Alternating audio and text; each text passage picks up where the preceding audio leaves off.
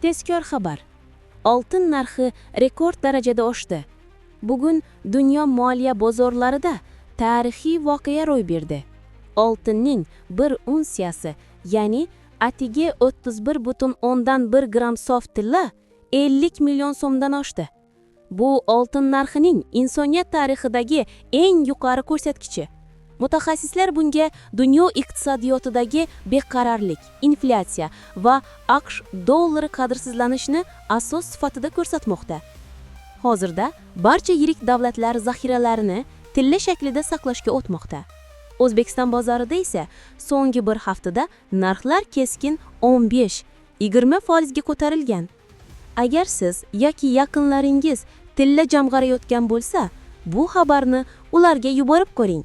Chunki bu hali boshlanishi, deydi ekspertlar. Kanalga obuna bo'ling, like bosing va izoh qoldiring. Sizning fikringiz biz uchun muhim.